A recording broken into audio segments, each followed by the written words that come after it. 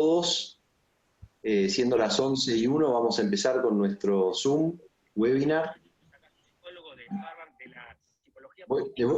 Les voy a pedir a los que tengan el micrófono prendido que lo pongan en mute. O si no, Valeria, vos lo podés mutear para no escuchar ruidos de fondo. Les cuento que esta charla la hemos organizado desde Renaissance Executive Forum Argentina junto con REF Internacional y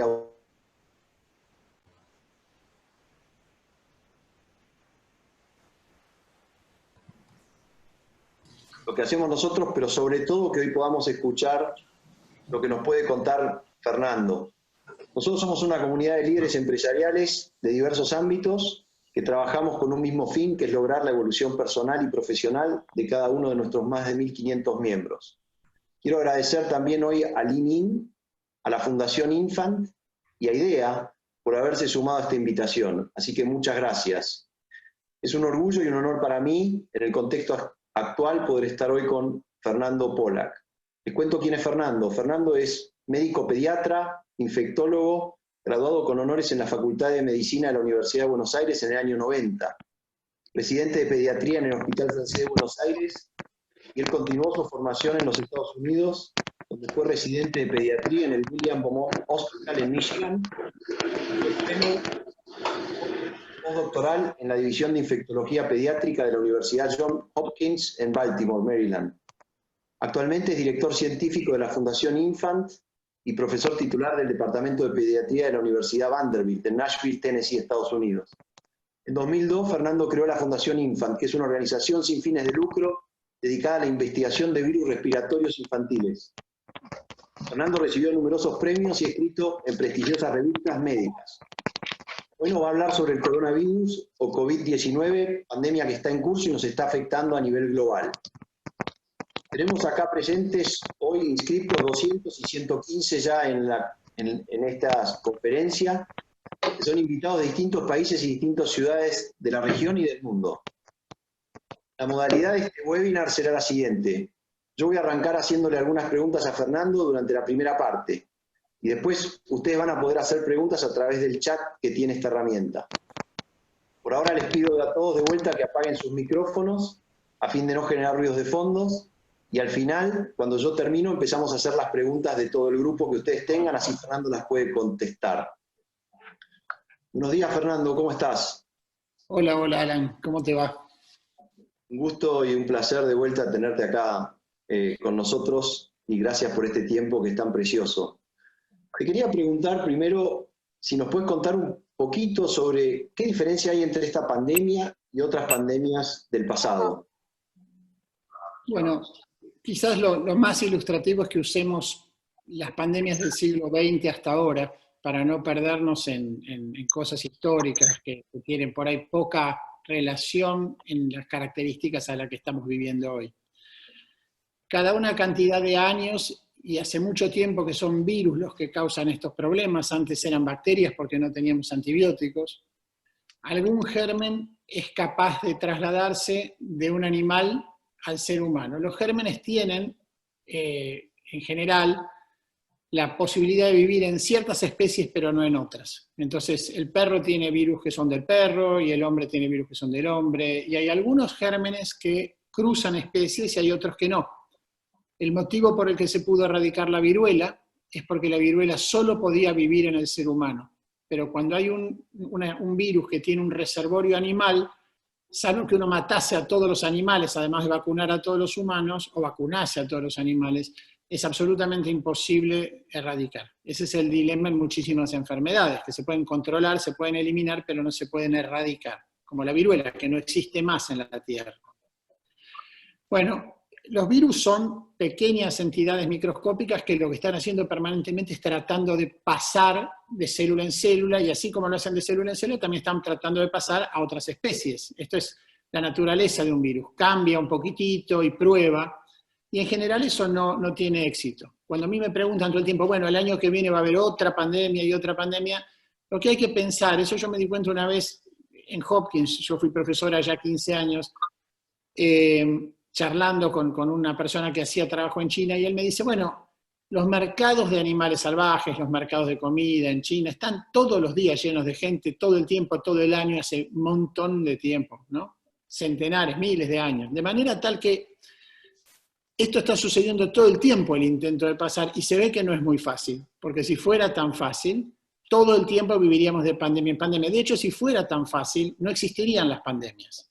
Nuestra condición sería vivir como estamos viviendo estos días. Cuando un virus consigue finalmente salir de un murciélago y meterse en el hombre como el SARS, o salir de un camélido y meterse en el hombre como el MERS, o salir de algo que puede ser un murciélago, un pangolino, alguno de estos otros animales salvajes y entrar al hombre, como es el caso hoy del COVID-19, tiene después un segundo desafío.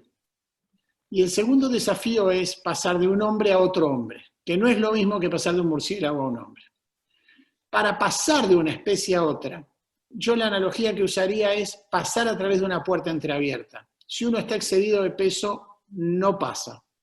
Entonces hay que hacer ciertos sacrificios para ser capaz de trasladarse, y esos sacrificios muchas veces le comprometen al virus su capacidad de multiplicarse, lo dejan golpeado, y en general se frustran esos pasajes, y ahí termina todo el escenario de lo que podría ser una pandemia. Y ejemplos de eso hay muchos. La gripe aviar, en 1997, si se acuerdan los ascensores del hotel en Hong Kong, donde la gente empezó a contraer gripe directamente de un ave y hubo un poquito de amenaza de transmisión humana. El ave decora el virus de la gripe. Imaginemos que el virus de la gripe es como una bolita. El ave la decora con azúcares que el ser humano no puede entender. No funcionan para infectar al humano. Entonces, lo que sucede es que esos azúcares entran al chancho, al cerdo. El cerdo lo redecora con otros azúcares y se lo pasa al humano. Pero en esa transición a través del cerdo, en las gripes que tenemos todos los años, el virus se atenúa y se vuelve más débil.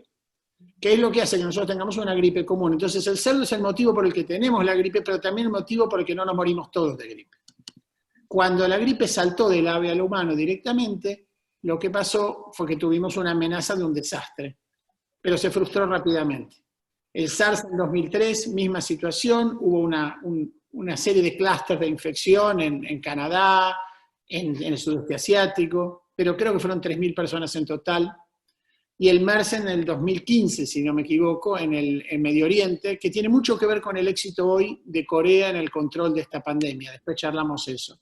Pero hemos tenido una serie de estas amenazas que han sido frustras. La única que no ha sido frustra fue la pandemia de gripe del 2009, que tenía características distintas a esta pandemia en la población de riesgo. La población de riesgo era básicamente los menores de 60 a 70 años, no los mayores de 60 a 70 años, pero que tenía muchas cosas en común y que fue de alguna manera para mí lo que preparó toda la reacción de la prensa, todo el miedo. Esto es un poco el cuento del pastorcito y el lobo que finalmente se materializa, ¿no? Entonces, de alguna manera creo que eso explica lo que estamos viviendo en este momento. Sí, digamos que hoy tenemos, aparte de una pandemia de un virus, tenemos una pandemia de miedo. Y contra eso hay que combatir también, ¿no? Sí, es impresionante. A ver, un concepto importante de tener en cuenta es que este no es un virus en sí mismo para la población en general muy agresivo. Este es un virus muy infeccioso. Es un virus que hace grandes masas de infectados en el mundo, que tiene la facilidad de infectar mucha gente, inclusive sin síntomas, y que como hace esto todo junto, es decir, hay montones de personas, millones probablemente a esta altura, que se infectan en el mundo, el solo hecho de que haya tanta gente infectada hace que haya muchos muertos. No porque el virus mate a muchos si infecta a un grupo, sino porque cuando uno tiene un fenómeno de mucha gente, alguien se muere.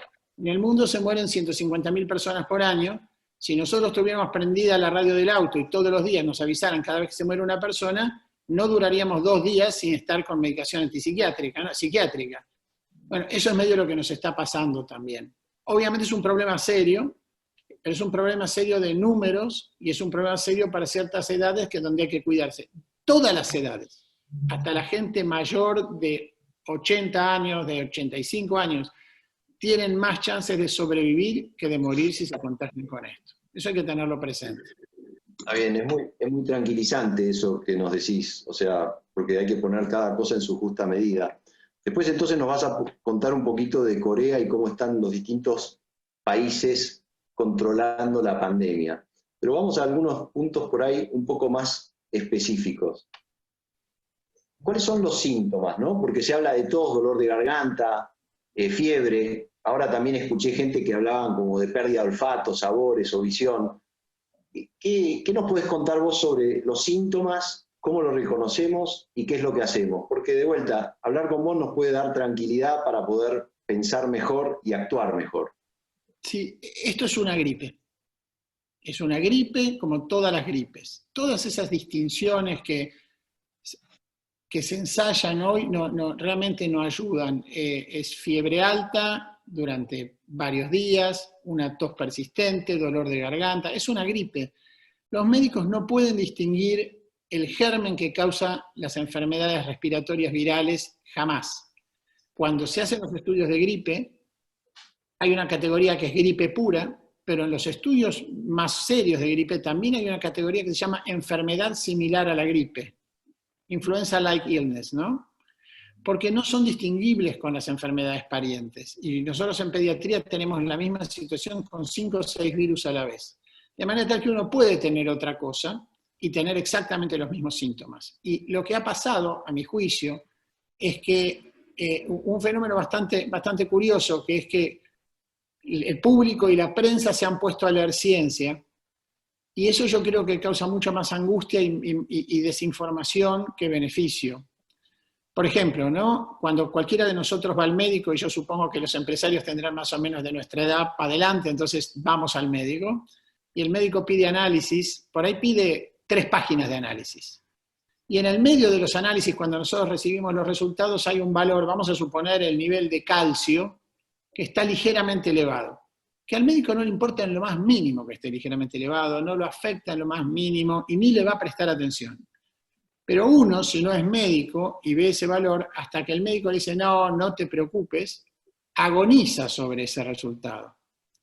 Eso está pasando todos los días en los diarios, con un montón de información que a los que hacemos enfermedades respiratorias virales hace mucho tiempo, no nos llaman nunca la atención o ni siquiera le daríamos entidad, y se vuelven títulos del Washington Post, de cualquier, ¿no? Del Mercurio, del Globo, de La Nación, etc.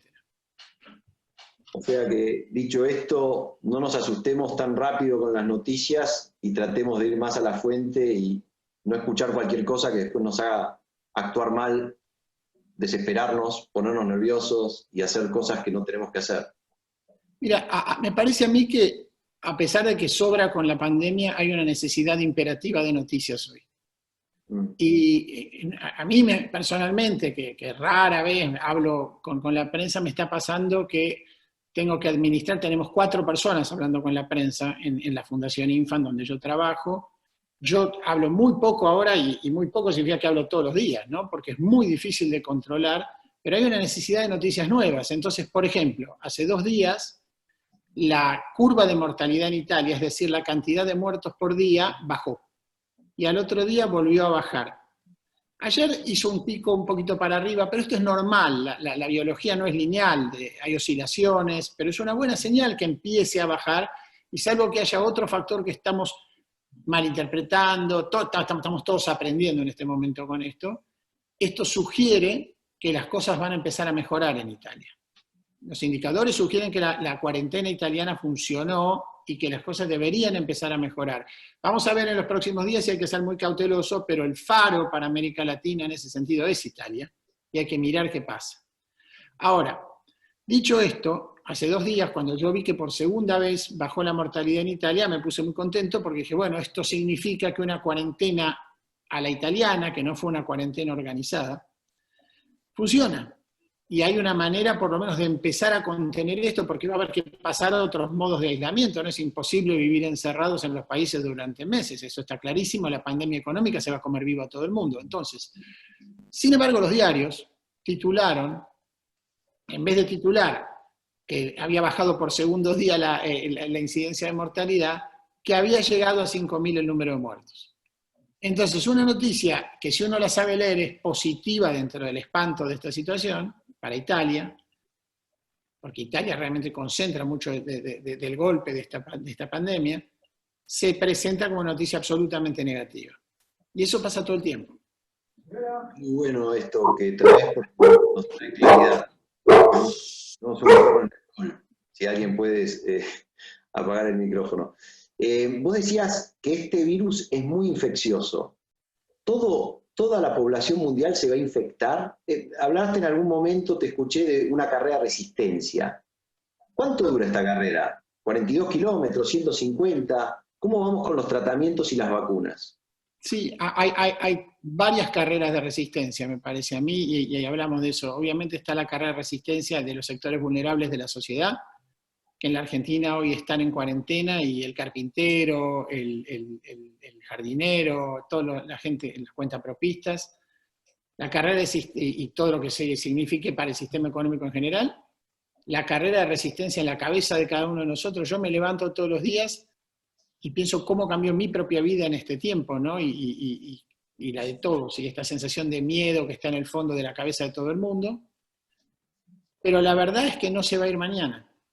Y lo cierto es que es poco importante cuándo se van a infectar todos, aunque todo el mundo está preocupado por eso, porque es muy probable que antes de que se infecten todos haya alguna solución. Pero tampoco la solución está a la vuelta de la esquina.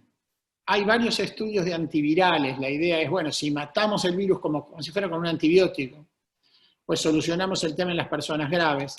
El curso de esta enfermedad es interesante desde el punto de vista médico, porque el paciente no empieza normalmente grave.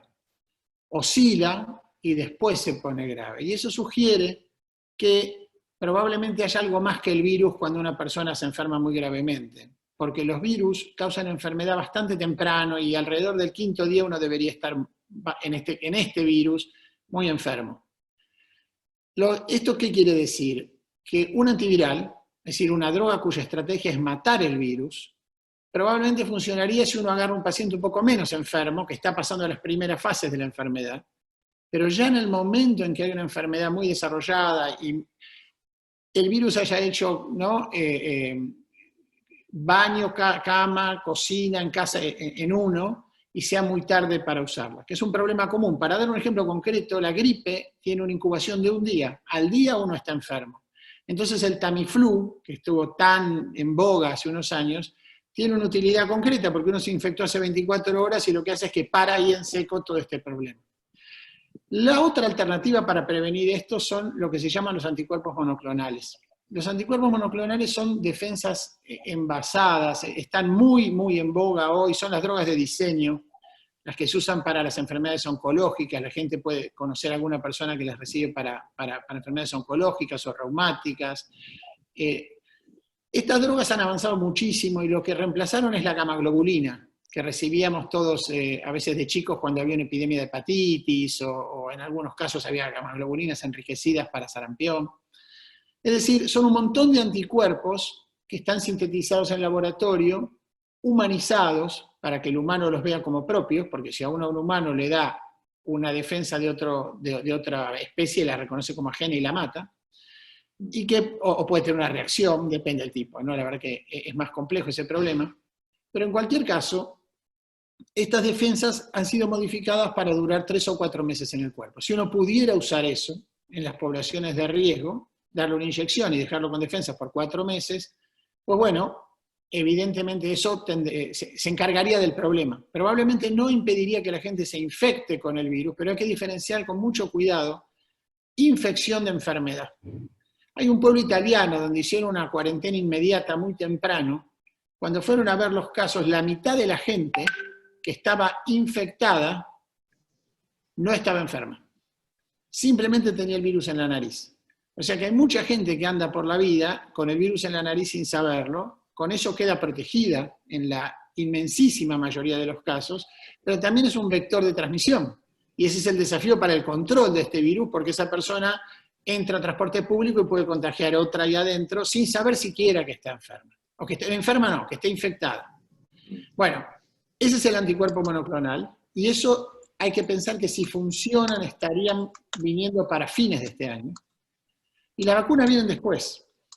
Y hay varias vacunas en carrera. Yo desconfío mucho de las vacunas que se presentan en los medios antes de ir a estudios. estas cosas que aparecen en los países, tenemos la vacuna, nosotros la teníamos guardada, eso es, bueno, esto es obviamente un caldo espléndido para irresponsables, ¿no? Entonces hay un montón de este tipo de situaciones donde se publicitan cosas que no se deben publicitar, que se deben testear en ciencia, y digamos, bueno, creo que eso es lo central, y tenemos ahí que pensar que tenemos unos meses en el año que viene donde podrían aparecer las vacunas, porque una enfermedad que mata menos de 5 personas cada 1000, que es el verdadero número que mata esta enfermedad. No estoy haciendo una segmentación por edad, pero si uno agarra la población mundial, es seguro que esto está abajo de esos números, y muy sencillo, ahora voy a dar un ejemplo por qué. Introducir una vacuna sin testearla, que puede tener efectos adversos como cualquier producto nuevo, sin pasar por las normas esenciales de seguridad por las que pasan todos los medicamentos que entran al mercado, sería una irresponsabilidad absoluta de las organizaciones sanitarias. Entonces hay todo un proceso que hay que cumplir inescapablemente, y que se está haciendo a toda velocidad, que mínimamente pone esto en el primer trimestre del año que viene. Ok. ¿Cómo hablamos de una carrera, de varias carreras o maratones, y una hablaste de los sectores vulnerables de la sociedad que a la gran parte de la comunidad, por lo menos latinoamericana, nos tiene preocupados porque hay mucha gente que vive al día con sus jornales. ¿Cómo funcionó o cómo funciona la cuarentena y el aislamiento con este desafío social, con esta otra maratón que estamos corriendo? O contanos, ¿cómo administrarías una cuarentena en países como los de Latinoamérica, donde se comparten estas tensiones? Bajo el Sí. sonido. Bueno, me voy a escapar un poco de la pregunta que me estás haciendo. ¿Me escuchás? Sí, te escucho perfecto y te dejo escaparte. Pero te quiero decir algo que a mí digamos, yo lo veo muy claro cuando veo esto, y es que, de alguna manera, el grave problema que enfrentamos en Latinoamérica y que enfrentan varios países, no es el caso de los europeos, que han hecho algo que yo no termino de entender, pero en varios países, es que uno paga las consecuencias del desorden en el que viene viviendo. Cuando uno ve cómo ha tratado esto Corea del Sur y cómo ha tratado esto Singapur, si lo lee en el diario 10 minutos, pues bueno, dice que bárbaro, los orientales tienen disciplina. Nosotros hace tiempo que estamos preocupados de cómo se sale de la pandemia. De la cuarentena. ¿Cómo sale Argentina un día, abre las puertas y empieza a ser de nuevo un país medianamente normal? Y tenemos un equipo de gente, yo creo que Romina te contó, que son investigadores jóvenes, son chicas, casi todas mujeres, jóvenes muy talentosas, cada una de las cuales está a cargo de un país en nuestra organización. Y está a cargo del país y está obligada, nosotros sabemos bastante de estas cosas, por las reuniones de Organización Mundial de la Salud en las que yo participo, hay miles de reuniones, no es que yo participo en todas las reuniones, ni mucho menos, pero hay reuniones donde yo, estoy, muchísimo de la gente que está en desarrollo, esto es colega mío, pero no sé el detalle de cada país, y estas chicas lo saben. Entonces hay una persona que explica Singapur, y otra Corea, y otra China, y otra Italia, y otra Alemania, y otra España, y otra Estados Unidos. Y hay una persona que hace Argentina, que es de interés personal para nosotros, obviamente. Y cuando uno ve lo que tenía armado Singapur, que tuvo el impacto de la pandemia de MERS en el año 2003, 2005, 2003 creo. 2003. Lo que armó Corea a partir de un pequeño brote SARS fue Singapur, y MERS Corea, que increíblemente un viajero de Medio Oriente llega a un hospital en Corea, hace una pequeña epidemia de MERS que mata 80 y pico de personas, y Corea es muy criticado por lo que pasó eso en el 2015. Pues Corea arma toda una estructura para enfrentar otro desafío porque entiende que en Oriente esto va a volver a pasar, que es impresionante, es absolutamente siglo XXII. El nivel de control que hay, la cantidad de niveles y organizaciones que hay para ir a buscar cada paciente, para saber dónde se mueve, más allá de, no vamos a entrar en todo el tema ahora de la discusión de lo que esto implica para libertades individuales a futuro, que obviamente va a ser un tema más adelante, pero el control sanitario, las alternativas para los pacientes, lo que ha dedicado a esta gente a armar la estructura con la que hoy tiene la situación que tiene no son 15 días. Y nosotros básicamente hemos dedicado muy poco a armar nada en los 200 años de existencia que tenemos en ese sentido. En salud, particularmente, yo no conozco todos los países latinoamericanos, conozco muchos y trabajo en muchos, y en el nuestro por lo menos, yo siempre digo que el precipicio está mucho más cerca de lo que uno cree. Uno vive con la fantasía, porque es lo mismo que hace cuando va a la iglesia con el sacerdote, que hay un poder en el médico y trata de pensar que su médico es fantástico, pero la medicina, en la Argentina por lo menos, es una disciplina que en ciertos momentos, digamos, enfrenta carencias importantes. Y nosotros hemos convivido con eso ignorándolo durante muchísimo tiempo. Y también hemos convivido ignorando el desorden en el que vivimos, digamos, las arbitrariedades en las decisiones. Bueno, eso es lo que estamos enfrentando ahora. Entonces, estas poblaciones inmensas de gente con dificultades que tenemos enfrente y que tenemos que ayudar y que son básicamente, bueno, un tema enorme en la cuarentena y hacia adelante, no se van a solucionar en 10 días. No hay ninguna manera de hacerlo. Entonces, pero tampoco brotaron de la nada. ¿Sabes, Alan, cuánta gente se murió en Singapur? No. 2. 2 personas con enfermedades preexistentes. En Corea, 120 personas. Ellos están desde el principio con la pandemia. Italia se le murió no sé cuántos miles y miles y miles de personas. Bueno, en no toda es Europa casual. sí. No es casual. O sea, esto está montado. Yo siempre digo que hay 3 tipos de países en el mundo. Hay países donde se muere el que se tiene que morir. Y eso es Corea y Singapur. Y eso es el norte de Europa, y mucho Europa, ¿no? Porque la expectativa de vida en Italia es fantástica y esto es un evento, pero bueno, evidentemente hay una diferencia entre Oriente y Occidente, no se puede negar esto. Después hay países donde uno se muere básicamente de cosas de las que nadie se debería morir. Y esos son los países como los países africanos. Yo estuve hace muy poquito en Burkina Faso y en Gambia, pero Costa de Marfil, países donde solo la mitad de la población llega a los 65 años, donde una vacuna, una vitamina, la nutrición, agua potable hacen la diferencia del mundo, y ahí, digamos, las cosas cambian por completo, y países intermedios. Y los países intermedios somos nosotros. Los países intermedios no son ni uno ni otro, pero son los países que a mí me hacen acordar a cuando uno tiene una casa con la que está bastante satisfecho y un día pinta los cuartos y se da cuenta que el baño está hecho un desastre, ¿no? O son los países donde hay pequeñas rajaduras por el techo que no se ven porque nunca llueve, pero el día que llueve empieza a gotear, y ahora está lloviendo. Entonces, eso es un condicionante muy, muy importante para esta enfermedad, porque hay una cosa que todavía no ha pasado, y es mirar el impacto de este problema en los países en vías de desarrollo. Porque hoy pegó de lleno a los países desarrollados porque se situó básicamente en la franja entre 30 y 50 grados de latitud norte. Pero ahí se empieza a jugar otro partido, que es cómo la estructura sanitaria, no solamente por capacidad de cama, sino por capacidad de formación, da respuesta a estos problemas en países donde el énfasis fue mucho menor que el que pusieron otros en prepararse, ¿no? Gracias, Fernando. Evidentemente, a partir de acá debería bajar una gota de conciencia para ayudarnos a encarar ese camino, porque esa construcción, como decís vos, no la podemos hacer en 10 minutos. Tenemos que trabajar para hacerla. Bueno, siempre, sí, el largo plazo es algo que a nosotros nos cuesta un montón, ¿no? Y me parece que estos tipos lo pensaron muy bien.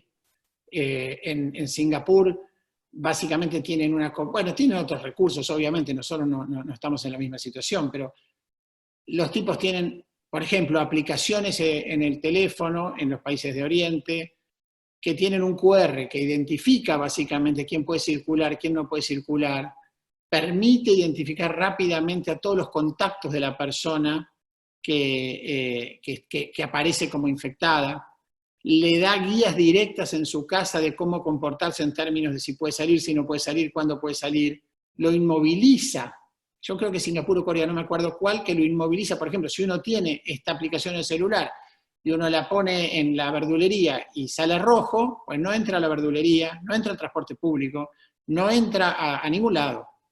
Entonces, todas estas organizaciones, ¿no?, que han armado, bueno, ahora hay que copiarlas. La tarea es copiarlas lo más rápido posible. Y también, y esto lo decía un investigador el otro día, yo escuché, me pareció sensacional, hay que ser muy conservador en este momento en lo que se hace respecto de la salud. Porque este es el momento en que vienen todos los inventores, ¿no? Y yo veía, por ejemplo, las declaraciones sobre la hidroxicloroquina, me voy a meter en ese tema. Pues bueno, las autoridades sanitarias están muy forzadas a ser lo más liberales posibles en permitir que se utilicen drogas, porque obviamente la gente está muy asustada. Pero eso quiere decir que las drogas no se pueden testear.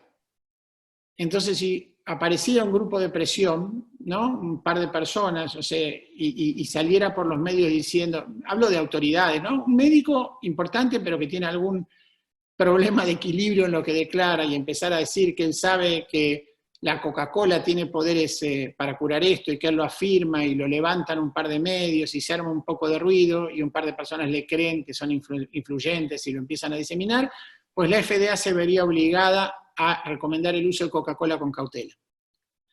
Y eso jamás pasaría en la vida normal, porque son muy cuidadosos en lo que dejan usar para la población.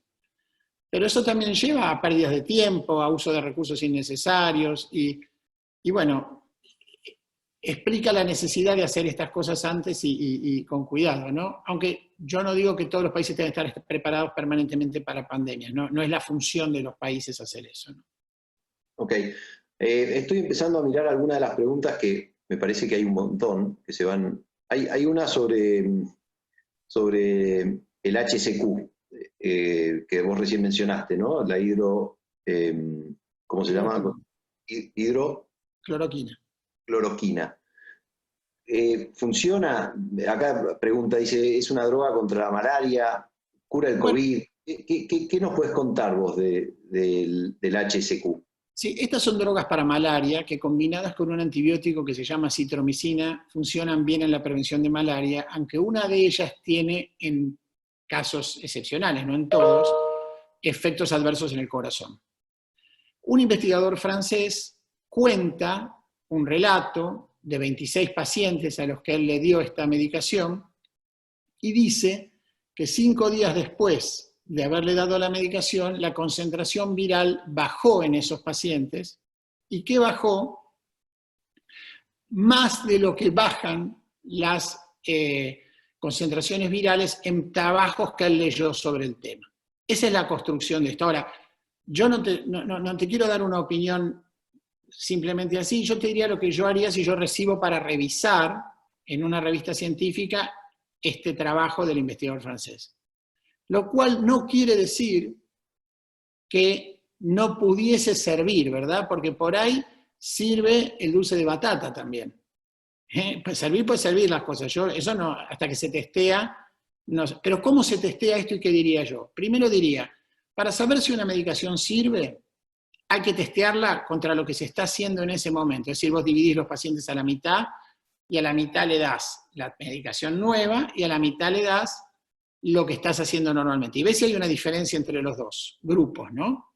Y tenés que tener suficientes pacientes en cada grupo para poder juzgar esa diferencia. Si vos le das a 26 pacientes lo mismo, vos no sabés qué les hubiera pasado a nadie si no le hubieras dado esta intervención.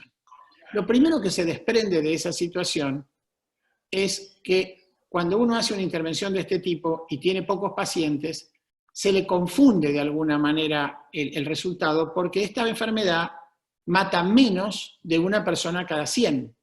Entonces, si yo tengo 26 personas en un estudio, la lógica indica que todos deberían sobrevivir.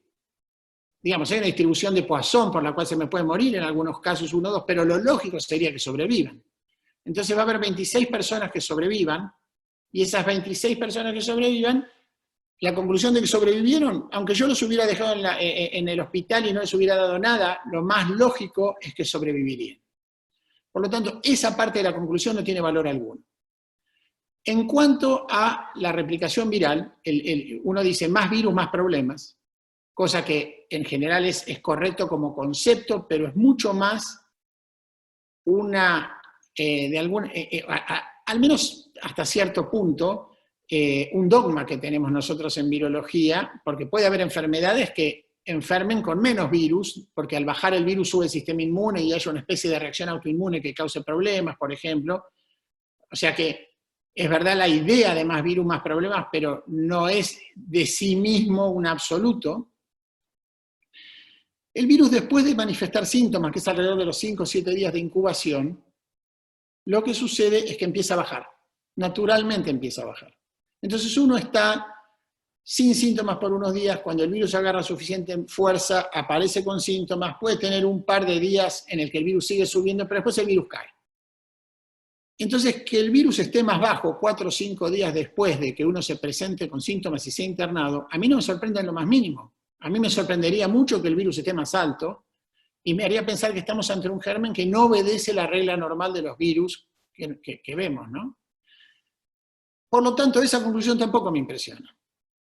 Por otro lado, esto hay que pensarlo por ahí, la gente que tiene fábricas y todo, distintas marcas de máquinas que miden este virus la miden distinto. Distintas personas la miden distinto. Nosotros teníamos un estudio que, bueno, sigue existiendo, que hacía en conjunto Hopkins con Rochester en Nueva York y con Nashville en Tennessee, y medíamos en los pacientes una vacuna recombinante del Instituto Nacional de Salud de Estados Unidos que les dábamos en la nariz. Y además de ver que la vacuna protegía, se encontró un virus completamente distinto, una historia completamente distinta, necesitábamos que haya una correlación perfecta entre las mediciones en Tennessee, en Rochester y en Baltimore, porque teníamos que agrupar esos pacientes al final para sacar conclusiones. Uno de los grandes desafíos era ese, porque con la misma técnica, con el mismo entrenamiento, y en Estados Unidos, en 3 universidades de primer nivel, los resultados eran siempre un poquito más altos en un lugar, un poquito más bajos en otro, e intermedios en el tercero.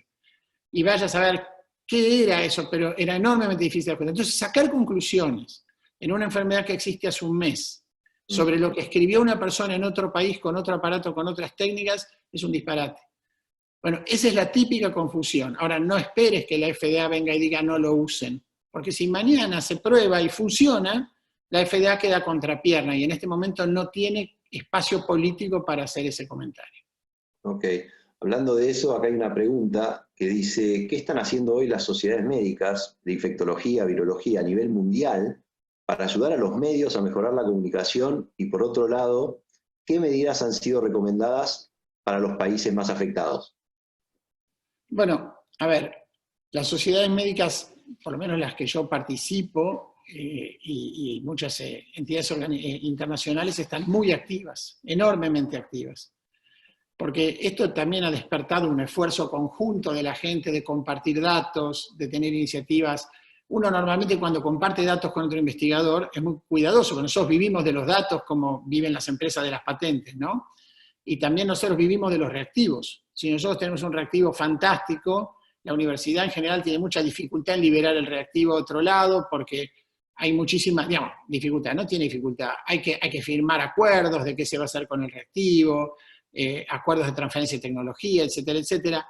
Hoy yo estaba hablando con el Instituto Nacional de Salud de Estados Unidos hace unos días porque necesitábamos algo y me mandaron una carta, literalmente una carta, que firma acá y va para allá. O sea, se está manejando con una liberalidad, con un espíritu de colaboración completamente distinto al que se hacía. Las sociedades médicas tienen tareas, yo creo que una tarea importante que a mí me preocupa, y que no es mi especialidad, pero ya que estamos y hay una oportunidad porque hay muchos líderes de los países, la comento, es que, y todos deben tener un poco esta idea que tengo yo, por lo menos en lo que voy a decir, es que la atención del paciente extremo, el paciente con grandes problemas, en nuestros países es muy asimétrica. Es muy distinto enfermarse en San Pablo que enfermarse, imagino yo, en Rondina.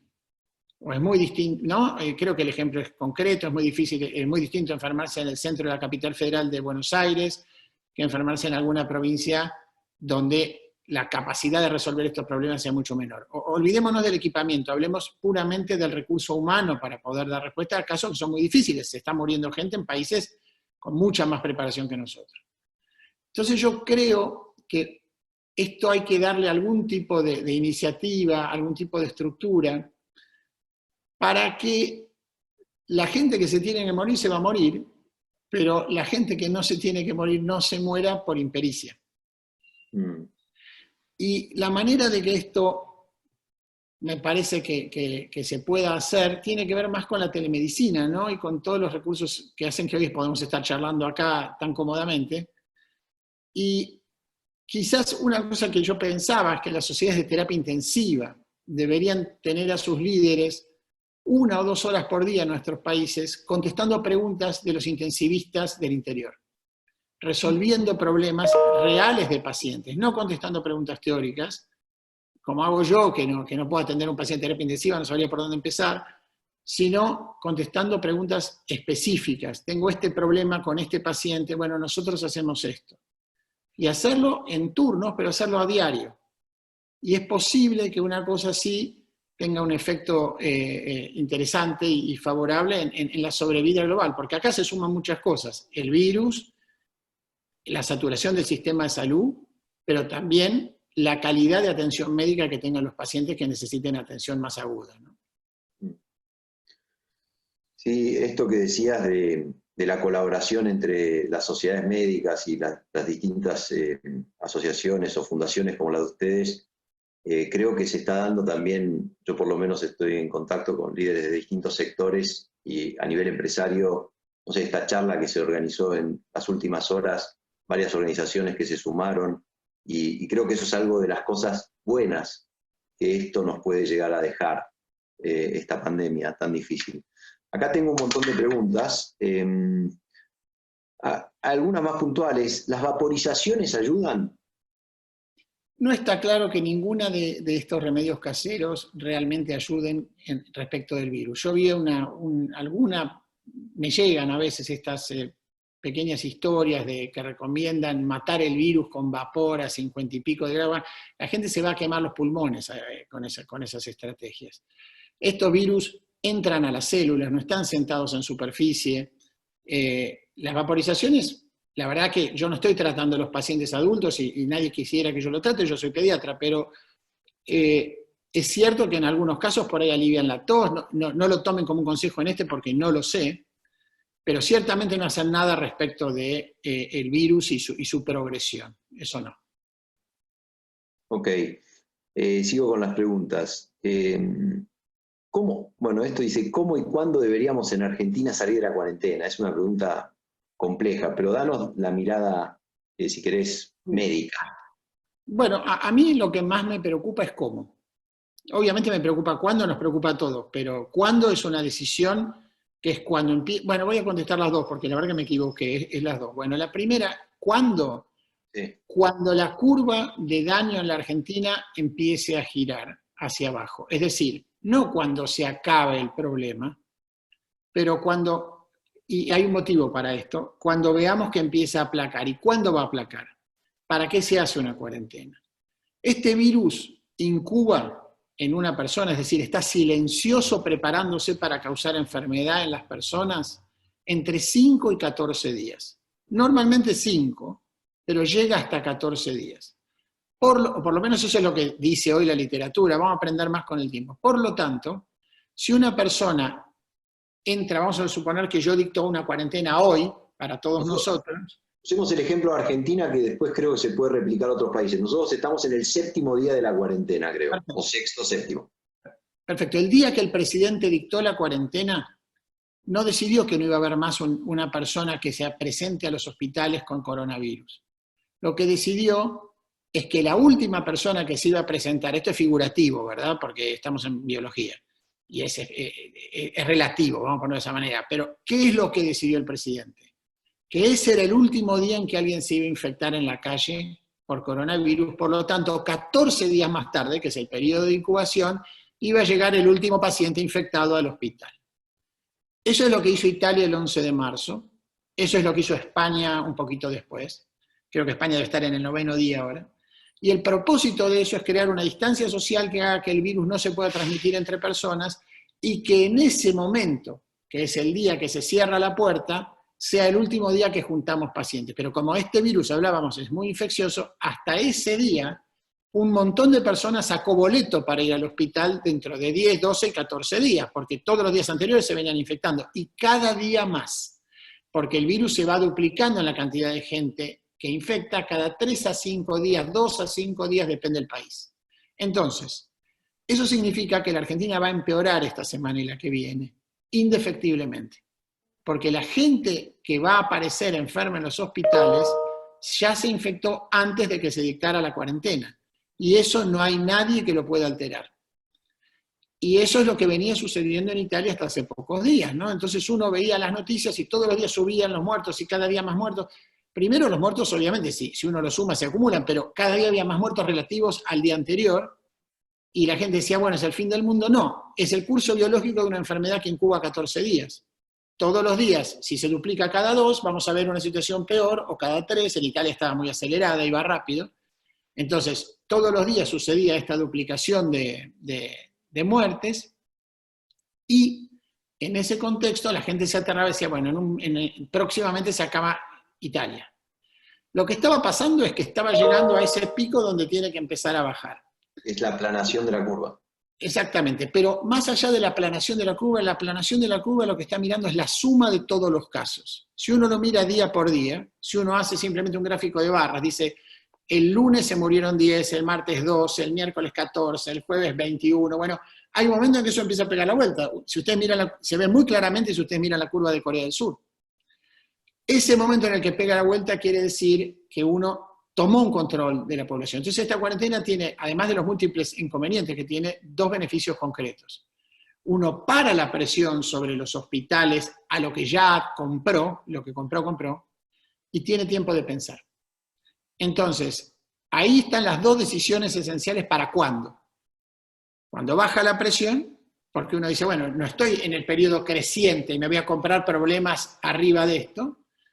Y segundo, ya tengo una idea de qué voy a hacer, y esa es la decisión clave para mí, para la Argentina y para tantos países. Y hay algunos datos que por ahí, hasta ahora, y quiero ser muy cauteloso en esto, pueden ser útiles para pensar eso. Por ejemplo, Italia tiene una cuarentena menos restrictiva que la Argentina.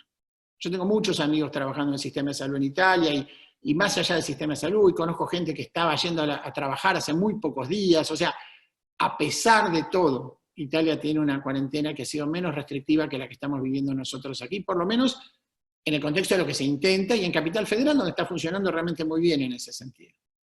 Si en Italia funciona esa cuarentena, y considerando que en Corea del Sur nunca hubo hasta ahora, estos días que ha cambiado, una cuarentena, sino simplemente, bueno, simplemente no, un esquema enormemente sofisticado de control de enfermedad en la población y de infectados, y lo mismo en otros países asiáticos, es posible mantener esa curva descendente con estrategias que no impliquen que todo el mundo esté encerrado en la casa, ¿no? Ahora, ¿cómo inculcás un sistema y una disciplina oriental en un país italohispano como nosotros, que ¿no? Siempre estamos buscando la excepción a la regla y no la regla? Entonces, yo creo que no había mucha salida para el presidente en ese momento más que dar un signo de la severidad, de decir, bueno, ahora nos quedamos quietos. Pero obviamente debe ser la persona más urgida en encontrar una solución a esto, y yo creo que va a tener que hacerlo con una salida a la oriental, categorizando riesgos, haciendo distintos sistemas, distintas reglas de circulación. Italia está yendo hacia eso, ¿no? Personas de menores de, por ejemplo, 55 años, 55 a 65, más de 65, categorizando riesgos de cuánto tiempo uno tiene fiebre y se queda en la casa antes de ir a consultar, dónde consulta para no contactar con otra gente, cómo evitar que las personas... Argentina no tiene poder de policía para evitar que circulen los infectados si se les da gana, puede un poquito. Bueno, ¿cómo bloquear esa circulación? Estos son, por ejemplo, estos apps electrónicos tan inteligentes que usaron en el sudeste asiático. Si uno no puede subir al colectivo, no puede comprar nada, no puede caminar por ningún lado, y si la policía lo encuentra con un QR que se pone colorado, rojo, digamos, porque uno tiene fiebre, pues bueno, uno tiene que pagar consecuencias. Para eso está la ley, porque esa persona está... Pero por ahí va a haber que redefinir la manera en que circulamos, y no soy yo el que lo va a hacer, ¿no? Son las autoridades. Pero Esa es la única que yo veo. Esto es los viajes de Ulises.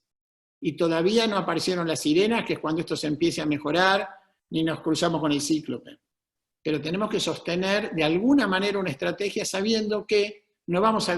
Hubo un incendio forestal en el mundo, enorme, y han quedado chispas en distintos lugares, y la manera de controlarlo es probablemente tener un cuerpo de bomberos local en cada sitio, que donde hay chispas vaya y controle. Y para mí una cosa interesante es que a pesar que descentralizaron el control, los países asiáticos centralizaron la decisión. Hicieron un plan para el país, y uno ve China hizo un plan con 9 componentes a nivel central, a nivel provincial, a nivel municipal. De alguna manera, más o menos sofisticada, pero parecida, impresionante, lo han hecho todos esos países. Occidente dejó librado a cada estado a que haga lo que quieran, por mucho tiempo.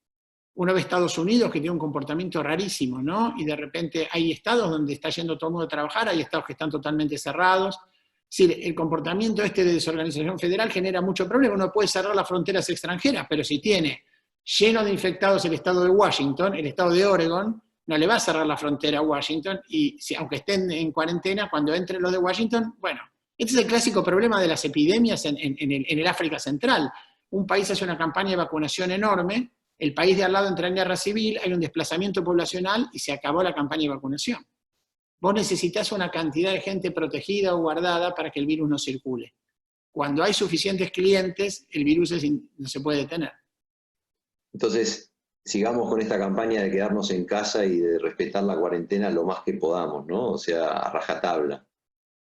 Sí, yo creo que la gran tarea es de los especialistas del gobierno y de todos los gobiernos nuestros, y yo creo que inclusive, y esto siempre debe haber sido así, interconectados con los especialistas de los países centrales, es definir la mejor estrategia para que esto se vuelva cuando uno tiene la hornalla a penitas prendida, la hornalla donde, no sé cómo se dice en todos los países de Latinoamérica, pero cuando uno prende el fuego, pero no tiene el fuego alto, tiene un fuego bajito, ese fuego bajito nos va a acompañar hasta fin de año. En piloto. En piloto. Así nos va a acompañar hasta fin de año, porque esto no se va. Y la prueba es que en Singapur ha vuelto, pero no vuelve con las proporciones de la primera vez, porque uno tiene suficiente monitoreo para... Yo hago la analogía más brutal que se me ocurre a mí, es el monstruo del lago Ness. Casi todo el cuerpo está bajo el agua, lo que sale es la cabeza. Uno no puede dejarlo sacar la cabeza. Y la tarea, hasta que haya vacuna, monoclonal o antiviral, es estar dándole con un bate en la cabeza cada vez que asoma. Porque abajo el bicho está. Bien, tengo varias preguntas que tienen que ver con gente que presta servicios esenciales. Hoy, desde el abastecimiento de alimentos, por supuesto, los servicios de salud, los servicios de tránsito, de seguridad, de limpieza. ¿Qué consejo se les puede dar a toda esa gente que hoy sale a la calle a prestar esos servicios esenciales, que los necesitamos todos? Bueno, lo único bueno que hay en eso es que hay muy poca gente afuera circulando. Cuando uno va, yo soy médico, ¿no? Cuando uno sale a la calle, y que se cuide, que mantenga una distancia interpersonal, todas las normas que dicen todos los gobiernos, yo no invento nada nuevo. Yo sí quiero hacer una salvedad, Alan, con lo que me decís, que a mí me parece importante. Y yo supongo que debe haber muchos argentinos en la audiencia. La Argentina todos los días a las 9 de la noche aplaude a los médicos. ¿No? Siempre, por lo menos en Buenos Aires yo lo escucho. Creo que es las 9 o las 10, pero indefectiblemente a las 9 se escucha un aplauso general para los médicos. Hay una manera mucho más eficaz de aplaudir a los médicos, que es evitar que se contagien. En Italia, 2.500 personas de la salud, entre médicos y enfermeras, se contagiaron de coronavirus. Y la verdad es que en la Argentina el nivel de protección que hay hoy en las instituciones sanitarias es muy asimétrico, muy irregular. Y hasta hace poco había gente en las mejores prepagas de la Argentina que iban a hacer visitas a domicilio sin máscara, a pacientes con síntomas compatibles. También la Argentina todavía estaba tranquilo, pero ya no más. Esto no puede seguir. Entonces, la gente que está en hospital público, en sanatorios, tiene que estar adecuadamente protegida. Primero, porque es lo primero que una sociedad debe hacer, me parece a mí, ¿no? Proteger a la gente que la protege. Y lo digo fuera de mí, yo no estoy ni en hospital ni en sanatorio hoy, así que no lo estoy diciendo para protegerme a mí mismo. Y además, porque si nos quedamos sin médicos, pues no vamos a poder dar respuesta de ninguna manera a este problema. Entonces, eso sí, si vos me preguntás, una población enormemente delicada en este momento, que todos los días se está yendo a ver pacientes, muchos de los cuales tienen coronavirus, hay muchísimo más coronavirus de lo que creemos que hay, tiene que estar muy bien protegida. Y dicho esto, yo le diría a todo el mundo que está en el audio que no mire el cuadro de Johns Hopkins que le da el número de infectados. Porque ese cuadro dice un número que no sirve para nada, no da ninguna información realmente útil en términos del verdadero total de infectados, porque no hay país, y mucho menos en Occidente, capaz de montar hoy una estructura sanitaria que salga por la calle a testear a la gente que va caminando a ver si tiene o no tiene coronavirus, a golpear las puertas de las casas, porque la gente tiene que estar atendiendo las emergencias en los hospitales en los países más afectados. Entonces, cuando Italia dice tener, no sé, voy a dar un ejemplo bien concreto, cuando Argentina tuvo sus primeros 8 infectados, o sus segundos, pero ahí, fueron 8 personas que venían de vacaciones de Europa, básicamente entre España e Italia. No habían venido juntos, habían venido cada uno independientemente y los 8 habían contraído enfermedad por coronavirus.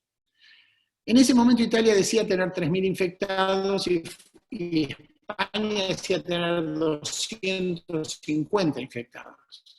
O sea que entre los dos países, 3.250 infectados para una población total. ¿Cuál es la chance de que 8 argentinos, caminando entre 110 millones de habitantes, se hayan cruzado con los 2.000 infectados entre España e Italia?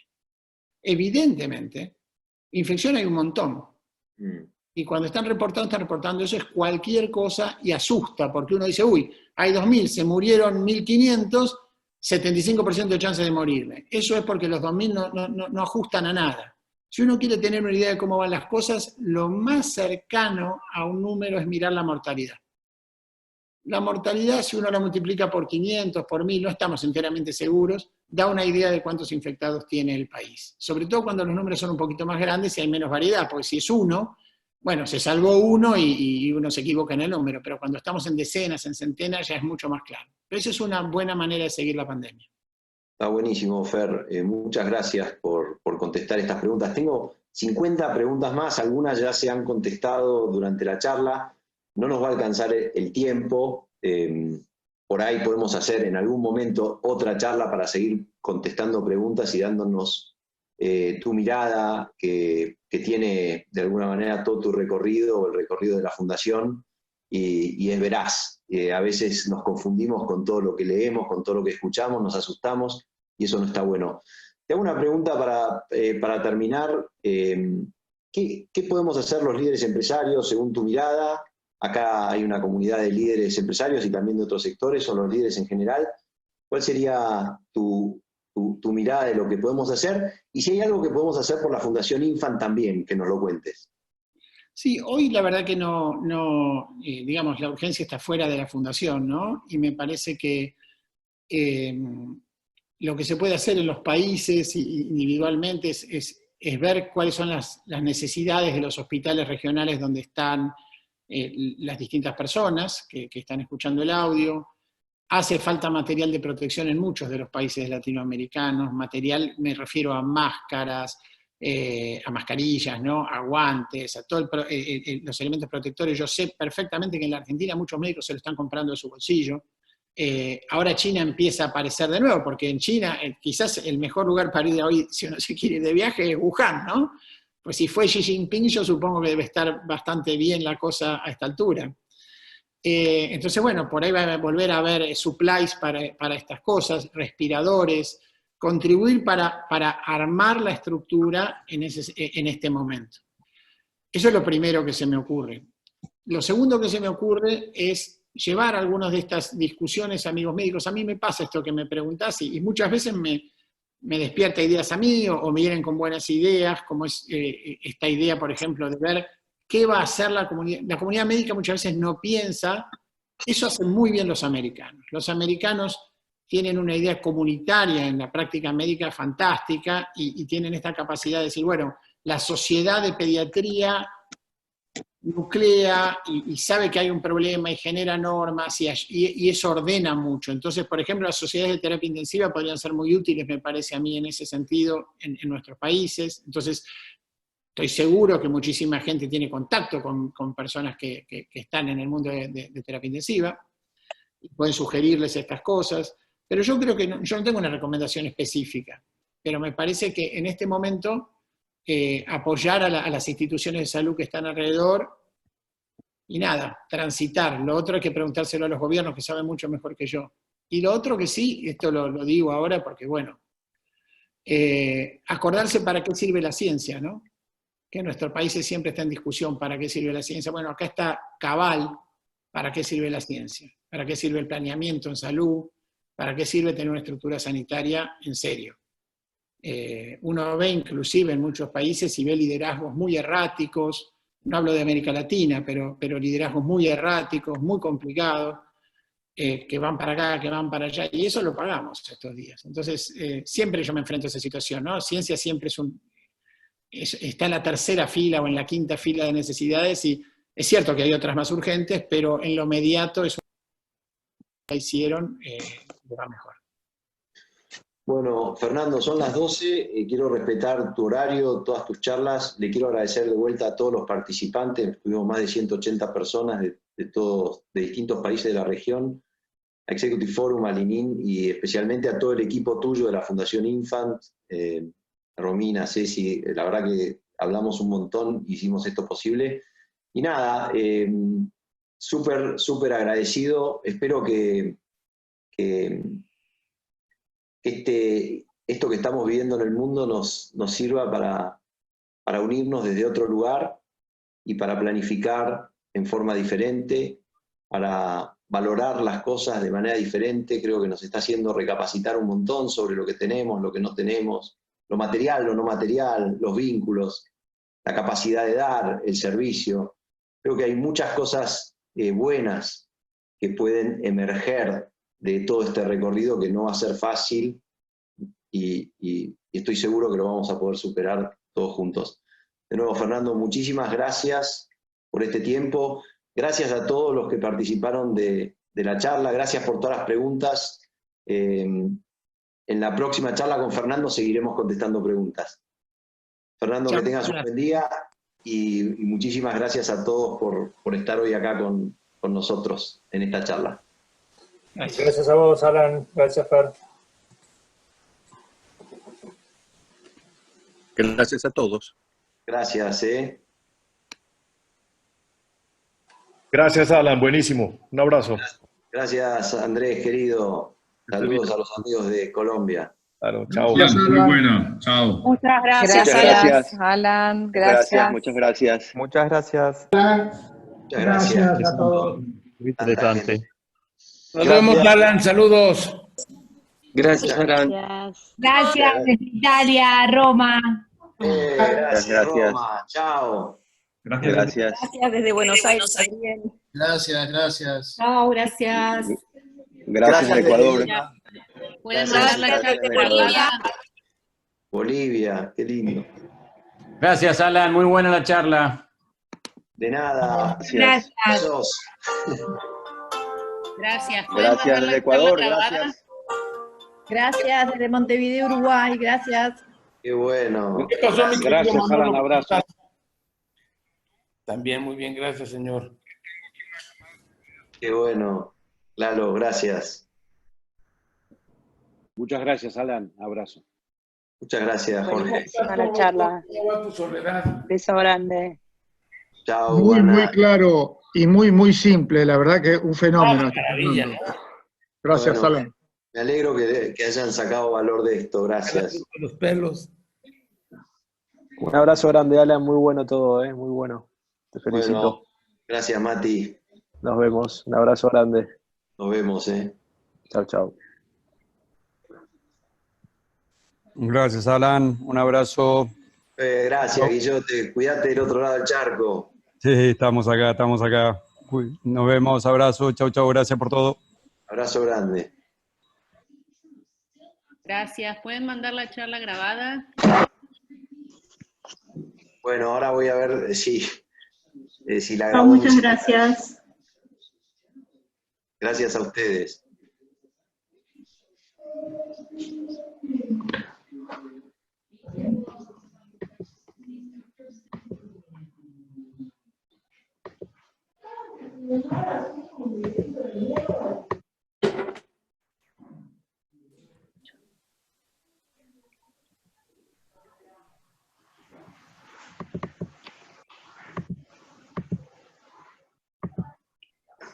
Alan, excelente, muchas gracias, ¿ah? Te pasaste.